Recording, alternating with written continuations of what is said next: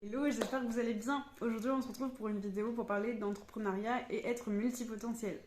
Petit rappel, être multipotentiel, c'est quoi? Eh bien, c'est tout simplement des personnes qui ont plusieurs centres d'intérêt ou en tout cas qui ont besoin de naviguer entre différents projets parce que voilà, sinon elles s'ennuient. C'est des personnes qui ont du mal à choisir en général. Et je sais que c'est en fait une caractéristique que beaucoup de personnes en fait découvrent quand elles se lancent à leur compte et qui vient parfois poser problème. C'est aussi une caractéristique dans laquelle je me retrouve et c'est pour ça que j'ai envie de vous en parler aujourd'hui. Mais on va faire ça de façon un petit peu différente. Je vais pas prendre la parole comme d'habitude ici face caméra. Je vais plutôt vous partager, vous savez quoi, un audio extrait d'une vidéo qui a été tournée il y a 1 an et demi. Et dans cette vidéo, en fait, j'expliquais quoi? En fait, à l'époque, je partageais un petit peu mon parcours entrepreneurial, comment ça se profilait et quelles étaient mes prises de conscience. Et donc, dans cette vidéo, je partage vraiment une prise de conscience par rapport au fait d'être multipotentiel et à la fois entrepreneur.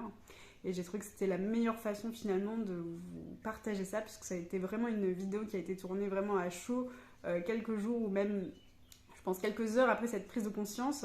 Donc il y a vraiment beaucoup de notions dans lesquelles, beaucoup de notions en fait qui sont vraies et justes et qui sont vraiment bien décrites avec beaucoup de cœur là-dedans. Et je pense que je serais incapable de le refaire aujourd'hui parce que depuis j'ai fait un petit bout de chemin. Et donc voilà, donc c'est pour ça que j'ai envie de vous partager ce format-ci. Vous allez voir, donc c'est un audio qui vient juste après. Et vous allez voir, ça va vous permettre de comprendre en fait quel est le piège dans lequel ne pas tomber quand on est à la fois entrepreneur et multipotentiel et donc qu'on aime avoir plusieurs projets à la fois. Je vous laisse là-dessus, je vous souhaite une bonne écoute et je vous dis à très vite dans une prochaine vidéo. Vous le savez, donc ça fait 1 an maintenant que j'ai mon entreprise et du coup je développe des coachings et des accompagnements. Et en fait, quand on commence là-dedans, dans le marketing, enfin, en marketing, on te dit quoi? On te dit, voilà, il faut que tu crées un coaching et que tu aies, en fait, ce qu'on appelle un coaching signature. C'est-à-dire quelque chose qui te ressemble ou quelque chose où, en fait, dès que les gens vont le voir, vont se dire, ah, c'est cette personne-là qui le fait, c'est sûr, c'est une experte là-dedans. Donc, moi, comme tout le monde, voilà, en bonne petite entrepreneuse qui commence, je me suis dit, bah voilà, il faut que je fasse ça, moi aussi. Puisque tout le monde dit qu'il faut faire ça. Donc, moi aussi, je vais le faire. Donc j'ai commencé à essayer de faire ça, à faire mes recherches, etc. et à essayer de savoir en fait ce que j'allais proposer. Sauf que, gros problème de mon côté, je n'ai jamais fonctionné comme ça. Je n'ai jamais été une personne, on va dire entre guillemets, experte. Alors, dans le sens, c'est pas que j'ai zéro connaissance, c'est dans le sens où je n'ai jamais eu un métier dans un seul métier un seul dans ma vie. J'en ai toujours eu 2 ou 3 à la fois, ou plusieurs. Enfin, en tout cas, j'ai des centres d'intérêt divers. Et donc, c'est très très dur pour moi de choisir une chose et de faire que ça. C'est même impossible pour moi. C'est même impossible. Contrairement à d'autres personnes qui ont beaucoup de facilité à faire ça, moi, c'est pas possible. C'est pas possible. Et donc déjà, il a fallu que je me réconcilie avec ça sur le chemin, de comprendre en fait ce que c'était être slasher, on donne plein de noms, hein, slasher, multipotentiel, etc. Donc avoir plein de centres d'intérêt, ok. Donc ça, j'étais ok avec ça. En revanche, quand il fallait que je choisisse, ben voilà, c'est le problème se reposer en fait, mais d'une autre façon. Parce que moi, ça m'avait posé des problèmes en fait par le passé, quand il avait fallu que en fait, je fasse des études, qu'il fallait que je choisisse, que je trouve un travail, etc. Voilà, je suis jamais restée dans un même travail. Et donc en arrivant dans l'entrepreneuriat, je me suis rendu compte que c'était un petit peu la même question, mais un petit peu déguisée qui revenait. Parce qu'on me disait, bah voilà, choisis. Mais ouais, mais choisis, mais j'ai jamais réussi à choisir de ma vie. Donc difficile. Donc j'ai fait quoi? J'ai fait le choix de me faire accompagner. Voilà, puisque même en étant coach, en fait, c'est pas impossible de se faire accompagner, puisque nous aussi, malgré qu'on accompagne des personnes, on a aussi parfois besoin d'avoir une personne qui nous accompagne et qui nous fait nous poser les bonnes questions, forcément, pour avoir un effet miroir. Et donc, qu'est-ce qui s'est passé à ce moment-là? Eh bien, cette personne a commencé à me dire, bon, t'as trop d'idées, en fait, il faut que tu commences petit, quoi, et t'as trop d'idées, tu peux pas tout faire en même temps. Et en fait, ça, c'est vraiment une chose que j'aimerais vous partager, c'est qu'en fait, commencer petit, c'est vraiment une croyance, en fait, qu'on a, et que on n'est pas obligé de commencer petit, en fait, tout simplement. Parce que moi je suis arrivée au constat suivant, c'est que à force de lutter en fait, de me dire, en me levant tous les matins en me disant il faut que je trouve quelque chose, il faut que je trouve quelque chose, mais je suis trop nulle, j'arrive pas, je trouve pas, mais ça devenait épuisant. Et en fait, en revanche, quand je laissais libre cours à mes idées, j'en avais plein. J'en ai plein, plein, plein. Et en fait, avoir des idées, c'est vraiment quelque chose qui me caractérise. Et je vous dis pas ça pour me la péter ou pour quoi que ce soit, c'est qu'en fait, c'est un truc très simple, c'est que en ayant fait un cursus créatif, donc en étant ayant été dans la mode, en fait, apprendre à créer, avoir des idées, c'est quelque chose qui a fait partie de mon quotidien pendant longtemps. Parce que quand on crée, quand on est créateur, etc., on a besoin d'avoir des idées constamment. Donc c'est quelque chose que je pense j'avais déjà à la base et que j'ai su développer davantage. Et donc, avoir des idées, pour moi, c'est pas compliqué, contrairement à d'autres. Et en fait, voilà, je me suis rendu compte que j'avais soit le choix de continuer à faire en sorte que avoir des idées, c'était un problème, soit j'avais le choix de me dire, non, en fait, c'est un super cadeau, c'est une super force, et donc, je vais prendre ce cadeau qui m'a été donné, et je vais en faire quelque chose de bien. Voilà.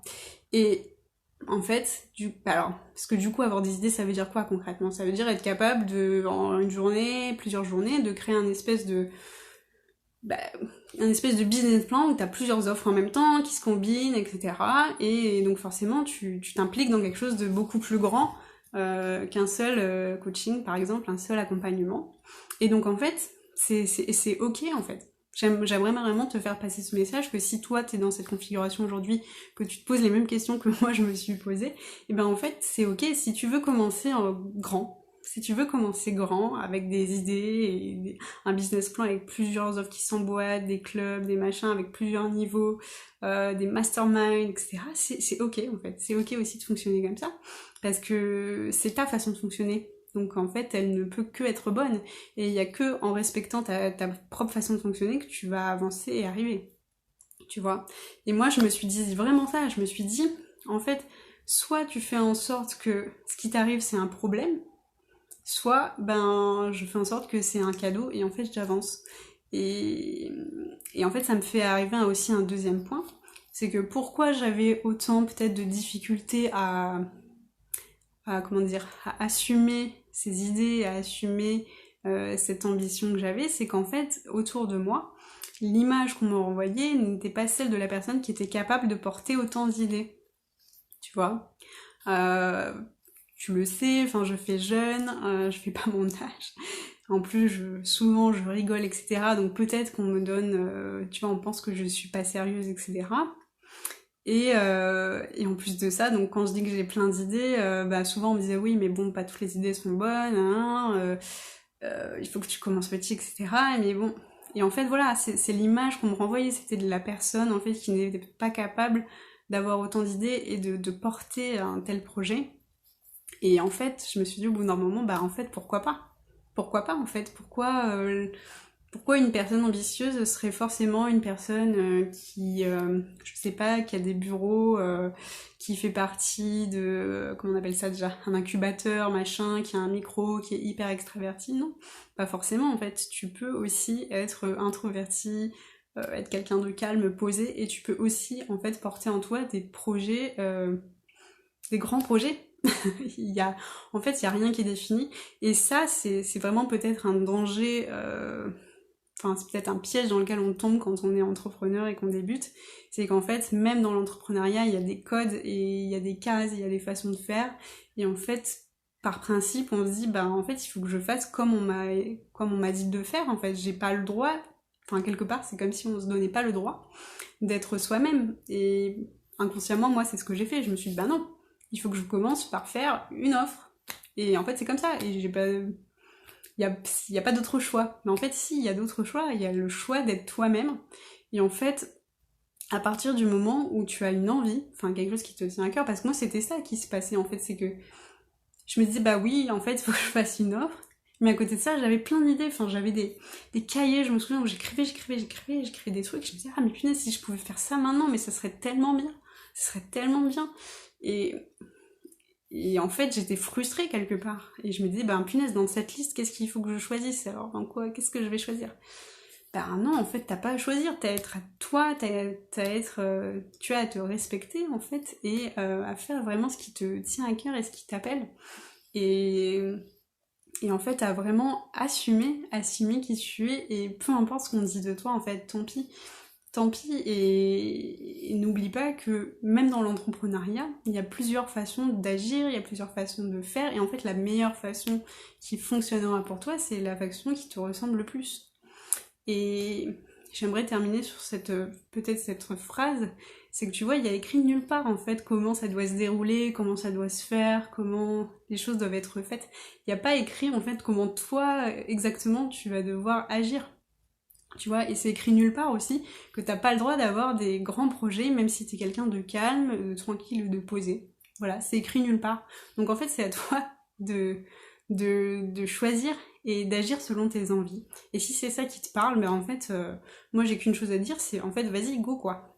Voilà. Assume, vas-y, fonce et fais ce que t'aimes en fait. Fais ce que t'aimes parce que ben c'est un peu triste que je dirais, mais on n'a qu'une vie en fait. On n'a qu'une vie, c'est maintenant. Et peu importe le regard des autres en fait. Si toi ça te tient à cœur, que ça te porte et que tu sens que t'as l'énergie pour le faire, ou en fait où tu te dis que t'aimerais être entouré d'autres personnes pour pouvoir monter ce projet, ben en fait fonce quoi. Voilà, c'est ce que j'avais à te partager aujourd'hui. Et voilà, j'espère que vous allez bien. Je vous ai même pas souhaité bonne année. Donc bonne année 2021 en fait.